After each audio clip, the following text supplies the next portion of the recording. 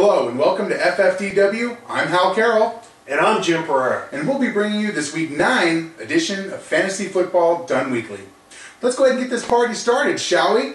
Last week we had 7 hits, 7 misses, and 3 average plays. This is not as good as we'd like, but it's not horrible either. Remember, we're not telling you to play Steven Jackson, Adrian Peterson, and Peyton Manning, or to sit Michael Bush for that matter. We're digging quite a bit deeper than that. Yeah, we're trying to get away from all those captain obvious picks everyone kind of complained about early on in the season. Another thing, make sure you sit any players on the Bills, the Browns, the Vikings, the Jets, the Raiders, and the Rams. All these teams are on a bye this week, and they're trying to get their together. And sorry to lump the Vikings into that because I think they got their together. So let's get on to our FFDW tip of the week. Let's do. Our tip of the week is, look at your weekly matchup. What this means is you should always consider your opponent's lineup. There is fantasy gold in this information. For example, if you're on the fence between Malcolm Floyd and Johnny Knox, and your opponent has Phillip Rivers, and you're thinking the Chargers-Giants game is going to feature more points than the Bears-Cardinals game, you can kind of see that it was an easy decision all along. Now this tip could be elementary to all you savvy fantasy veterans out there. But we're assuming there's some newbies watching our show that could benefit from this information. Malcolm Floyd, wide receiver for the San Diego Chargers. With Chris Chambers in Kansas City, Floyd will be called upon to fill that second wide receiver position in an offense that is predicated on the pass. And he has a quarterback that is nearing stud status. With all of the attention that Gates and Jackson command, this 6'5" giant with good hands could really surprise. If you have some dead weight on your roster, finish watching the show, pick them up, and then celebrate by making yourself your favorite adult beverage. Hey Jim, you want to tell the good folks of Fantasy Football Land who's on his schedule while I enjoy my adult beverage? You lush. I mean, sure. Floyd's next 5 games are against the Giants, Philadelphia, Denver, Kansas City, and the Cleveland Browns. There's some really nice matchups in there, don't you think? I do. Yes, so go make yourself a drink now. Oh, and pick up Floyd. Oh, and finish watching the show. Oh yeah, finish watching the show. Thank you. Thank you. Okay, stardom 7. Here's a few less than obvious guys or guys who are often relegated to the bench that we think are good starts this week, and a few usual starters we think are good sits. On the year, we are 52, 35, and 13. And I am personally sorry for the Week 8 Ryan Fitzpatrick endorsement. My penance will be 9 Bloody Marys and 6 Red Bull vodkas. I should screw up more often. Matt Hasselbeck versus the Lions. Okay, if he doesn't come through this week, then we give up. He has all the tools around him to knock the snot out of the Lions. But if that offensively horrible line lets him down again, then we'll just...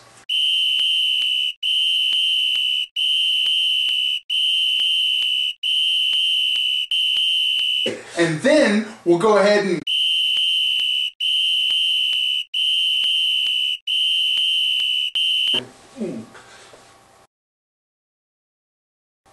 Eli Manning hosts the Chargers. Even though I know the Giants would love to pound the rock and control this game, it's not going to happen. Not with our boy Phillip Rivers at the helm. I think this could be the cha-ching primetime game of the week. Jamal Charles at the Jaguars.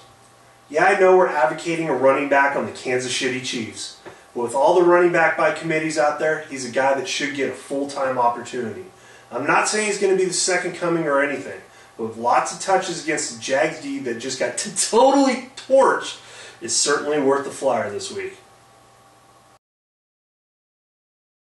Ryan Grant at the Bucks. So we know Grant is not a special back. That's correct. But at least he's a full-time grinder, and he'll get 15-plus touches most games. If the Bucks can make Lawrence Maroney look like a decent fantasy play, then Grant could have a huge day, especially with Rodgers banged up. Steve Breston at the Bears. With Bolden's status up in the air, you've got to get this guy in your lineup. I mean, the guy has 30 receptions on the year, and that's tied for 20th in the league. Not too bad for a number 3 wide receiver, I mean. Not bad at all.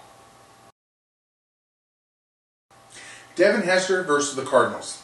Hester's only started about 61% of the time this year on average, which is hilarious because he's only scored less than 15 points twice this year in a PPR league.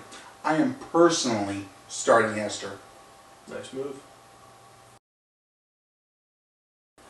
Jeremy Shockey versus the Panthers.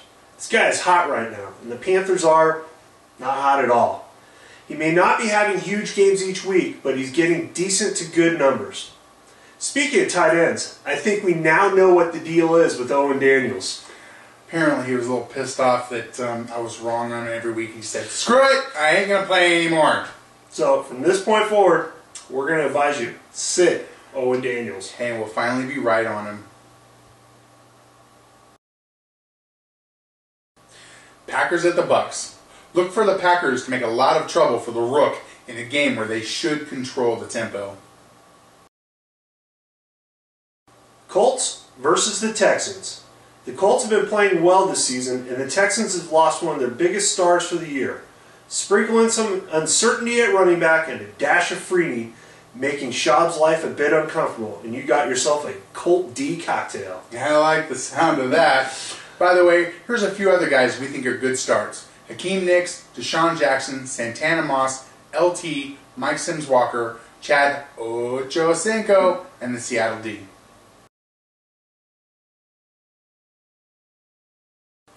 Kyle Orton versus the Steelers. I know it's a Monday night magical matchup, but I don't see Orton putting up big numbers against Pittsburgh. Do you? I didn't think so. Matt Schaub at the Colts. The Colts have only allowed 3 TDs through the air this year. Granted, they've played the likes of the 49ers and the Rams, the Titans, etc., but this does not look like a good spot for Schaub. Rashard Mendenhall at the Broncos. No way Mendenhall gets it done against the Broncos this week. I'd rather play Reggie Bush or Jamal Charles this week, and that's saying something. That is saying something. Clinton Portis out the Falcons. He's had 2 games this year over 10 points. 2! And those were against Kansas City and Carolina. The Redskins are a mess right now, so please, if you're on the fence with him, play the other guy. Roy Williams at the Eagles. Please, for all that is good in the world, don't play this guy. You'd be better off throwing your money at a blackjack dealer and having him kick you in the nuts instead of dealing you cards. That's rough. Derek Mason at the Bengals. Last time he faced the Bengals, he had as many catches as Jim did, so they know how to shut him down. Hey. Kellen Winslow versus the Packers. Hey, he could bail out the rookie here and catch a few balls, or it can be invisible like he's done 4 out of the last 5 weeks. I wouldn't trust him even with this guy's lineup. Hey! Dolphins at the Patriots. I personally don't like playing defenses against Tom Brady.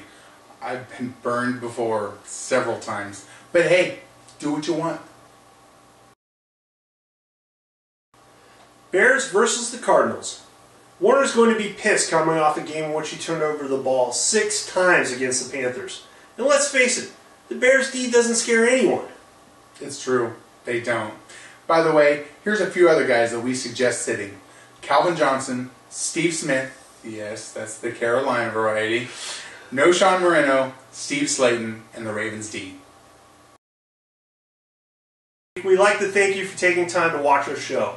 Please make sure to subscribe to our YouTube channel. Not only will you easily find our next episode, but if you're one of the first 200 subscribed by week 14, you'll have a chance to win that awesome Adrian Peterson jersey we've been talking about since week 1. That was 9 weeks ago. Still sad.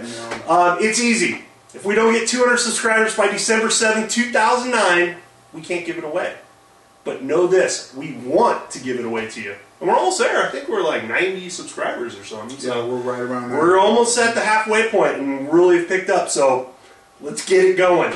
hell yeah, we want to give the AP jersey away. I mean, that means we hit our goal.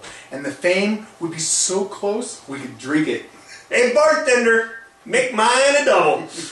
Keep those comments, lineup questions, any feedback coming. Email us at show@ffdw.net. We're also on Twitter at FFDW, so feel free to follow us so we can keep you posted of any major happenings throughout the week. Send us a tweet. On that note, good luck, and may your players stay healthy. And your points be plentiful. Goodbye. Goodbye.